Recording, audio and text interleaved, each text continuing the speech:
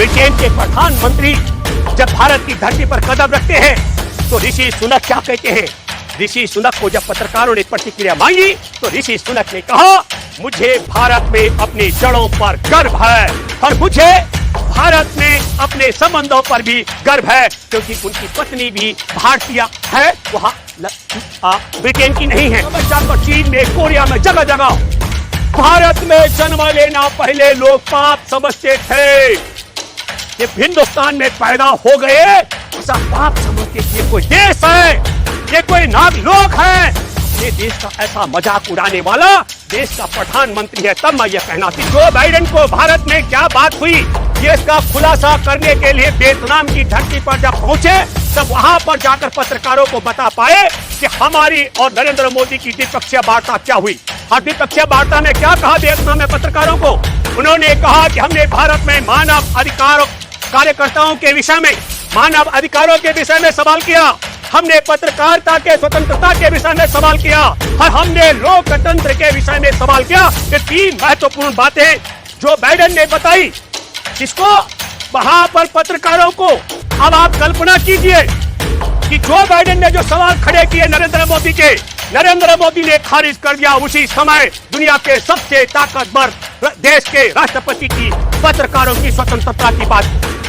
पूरे अमेरिका के जो आला अधिकारी थे वो चाहते थे कि बाइडेन पत्रकारों से बात करे, लेकिन नरेंद्र मोदी ने इजाजत नहीं दी कि G20 के अधिवेशन के शिखर अधिवेशन से पहले देश भर में जहां जहां आयोजन किए गए मोदी सरकार के माध्यम से, वहां पर लाखों भारतवासियों के घर तोड़े गए। उनके इंसाफ की तरीक बात कैसे हो सकती है? जो हमारे देश में करोड़ों बेरोजगार हैं, हमारे देश में जिस प्रकार का नुकसान, हमारे देश में जलवायु परिवर्तन के नाम पर जो दंड हमारे देश के किसानों को भुगतना पड़ रहा है, 10 साल की आयु में उनके ट्रैक्टरों को छीना जा रहा है, हमारे देश में जो व्यवसायिक गाड़ियां चलाने वाले हैं उनकी गाड़ियों को छीना जा रहा है और जो निजी गाड़ियों का उपयोग जैसे तैसे कर पा रहे हैं, ये जो पूरा नुकसान हो रहा है, बेरोजगारी की जो बहुत बड़ी कतार है, किसानों को जो नुकसान है, सौंदर्यकरण के नाम पर जो लोगों के घर उजाड़े गए, और G20 के शिखर सम्मेलन में शामिल होने वाले देशों से हम भारत के बेरोजगार किसान, महिला, मछुआरे, आदिवासियों के संदर्भ में एक सर्वसम्मत प्रस्ताव पास करके शिखर सम्मेलन में शामिल राष्ट्रीय अध्यक्षों से लेकर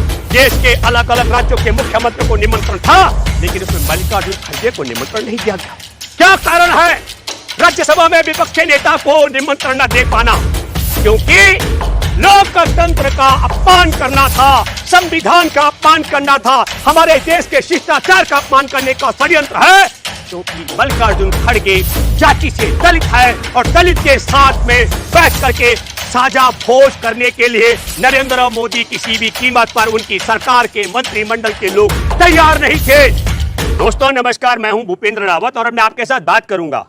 आप सबको जानकारी है कि हमारे देश में G20 का 18वां शिखर सम्मेलन का समापन हुआ और 18वें शिखर सम्मेलन में शामिल होने के लिए दुनिया के सबसे ताकतवर देश अमेरिका के राष्ट्रपति जो बाइडेन 8 तारीख को उनकी और नरेंद्र मोदी जी की द्विपक्षीय मुलाकात हुई। उस मुलाकात के बाद अमेरिका से लेकर दुनिया भर के पत्रकार और भारत के पत्रकार इस इंतजार में थे कि वह हमारे देश के प्रधानमंत्री और दुनिया के सबसे ताकतवर देश के राष्ट्रपति जो बाइडेन के बीच में क्या क्या तय हुआ, ये जानकारी लेने के लिए उत्सुक थे। और दुनिया भी जानना चाहती थी कि इन दो देशों के राष्ट्राध्यक्षों के बीच में क्या संवाद हुआ। आप जान करके हैरान होंगे कि जो बाइडेन 8 तारीख को जब अमेरिका से भारत की धरती पर उतरे तो सीधे प्रधानमंत्री से मुलाकात करते हैं, लेकिन उन्हें भारत और विदेश के पत्रकारों से बात कर पाना असंभव रहा।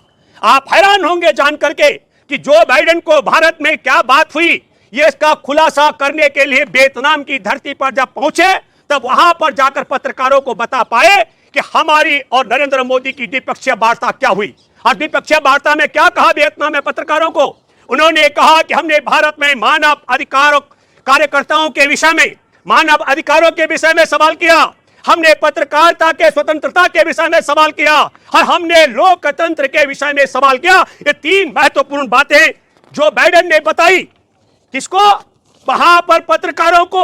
अब आप कल्पना कीजिए कि जो बाइडेन ने जो सवाल खड़े किए नरेंद्र मोदी के, नरेंद्र मोदी ने खारिज कर दिया उसी समय दुनिया के सबसे ताकतवर देश के राष्ट्रपति की पत्रकारों की स्वतंत्रता की बात को।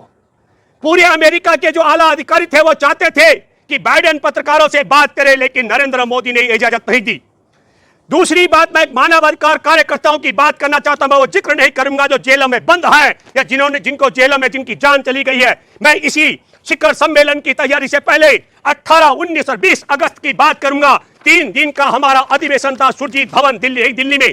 और क्या था, पूरे देश भर के साथी कार्यकर्ता, मानवाधिकार कार्यकर्ता, ये कि G20 के अधिवेशन की शिखर अधिवेशन से पहले देश भर में जहां जहां आयोजन किए गए मोदी सरकार के माध्यम से, वहां पर लाखों भारतवासियों के घर तोड़े गए। उनके इंसाफ की बात कैसे हो सकती है?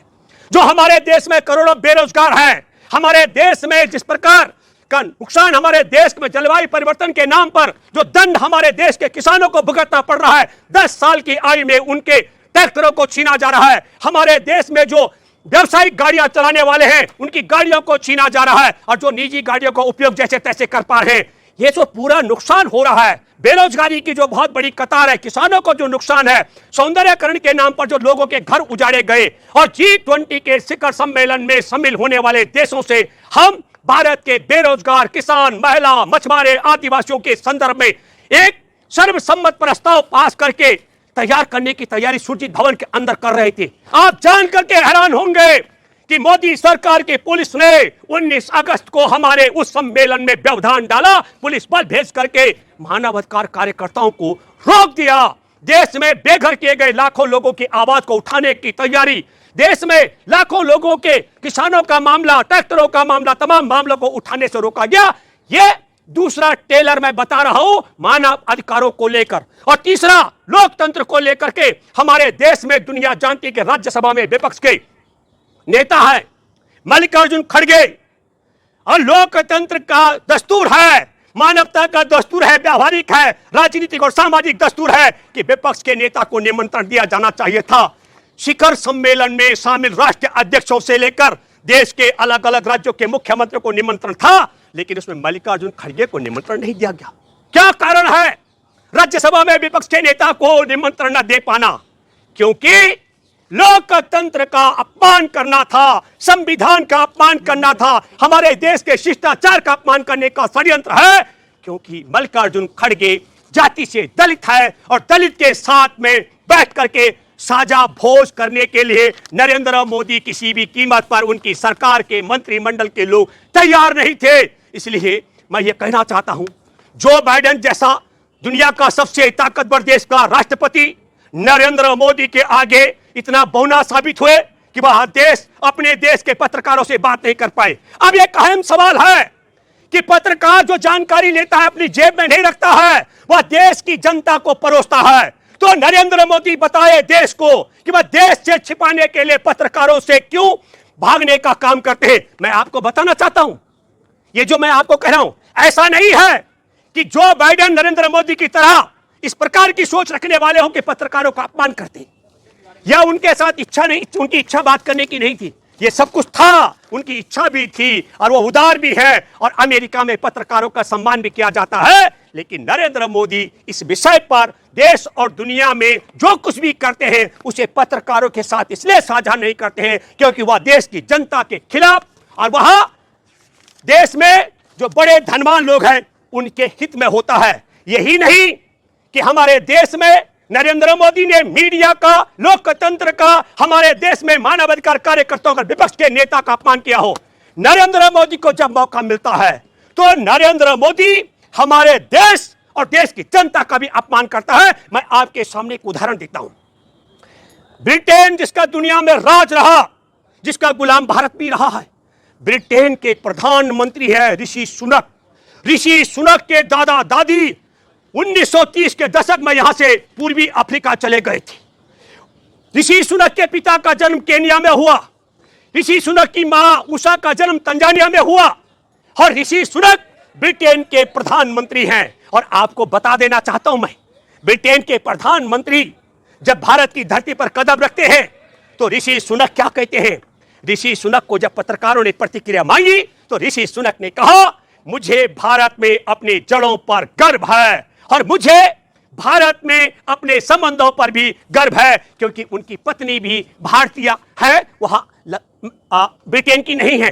तो ब्रिटेन में ईसाई बहुल देश में दुनिया पर शासन करने वाला उस देश का प्रधानमंत्री हमारे देश के ऋषि सुनक है। और ऋषि सुनक ने इस प्रकार की बात कही। दूसरी तरफ हमारे देश के प्रधानमंत्री नरेंद्र मोदी, जो 2002 से गुजरात के क्या रहे मुख्यमंत्री, और उसके बाद जब प्रधानमंत्री बने तो प्रधानमंत्री बनने के बाद देश और दुनिया में कहा, क्या कहा, विदेशों में जाकर, चीन में, कोरिया में, जगह जगह भारत में जन्म लेना पहले लोग पाप समझते थे, ये हिंदुस्तान में पैदा हो गए ऐसा पाप समझते थे, ये कोई देश है, ये कोई नाग लोग हैं। अपने देश का ऐसा मजाक उड़ाने वाला देश का प्रधानमंत्री है। तब मैं यह कहना चाहता हूं, जिस प्रकार की भाषा 1930 के दशक में जिसके दादा दादी यहां से गए हो और जिसके मां बाप अफ्रीकी देशों में पैदा हुए हो, उनका वहां प्रधानमंत्री ये संस्कार बोलता है कि मुझे गर्व है भारत में अपनी जड़ों पर, अपने संबंधों पर, और भारत में जन्म लेना पाप माना जाता था। यह संस्कार नहीं, यह अहंकार है नरेंद्र मोदी का। नरेंद्र मोदी का वही अहंकार जो मीडिया का अपमान करता है, लोकतंत्र का अपमान करता है, संविधान का अपमान करता है और विपक्ष के नेता को निमंत्रण नहीं देता है। और फिर मैं कहना चाहता हूं, भारत में जन्म लेना पाप बताता है। और मैं इस संदर्भ में आप सभी दर्शकों आपसे कहना चाहता हूं कि मैं भूपेंद्र रावत उसका वीडियो भी मीडिया के साथियों को शेयर कर रहा हूं। ये उस वीडियो को लगाएंगे जिसमें नरेंद्र मोदी चीन से लेकर कोरिया में जाते हुए ये बिलाप कर रहा है कि भारत में जन्म लेना पाप समझा जाता था। मैं एक बात कहना चाहता हूं, मैंने पूरे भारत की यात्रा की, संविधान सम्मान यात्रा, नशा मुक्त भारत यात्रा, और मैं पिछले 3 दशक से ज्यादा अवधि से पूरे भारत को जानता हूं। एकमात्र गद्दार है जिसने देश और दुनिया में भारत में जन्म लेना पाप बताया है, और इसके अलावा किसी ने नहीं बताया। उस गद्दार ने सार्वजनिक रूप में जो बात कही है, मैं उसका नाम लेना उचित नहीं समझूंगा, लेकिन आप सब लोगों को उसको सबक सिखाना चाहिए जिसने भारत में जन्म लेना पाप बताया है। धन्यवाद। जय हिंद, जय जवान, जय किसान, जय संविधान।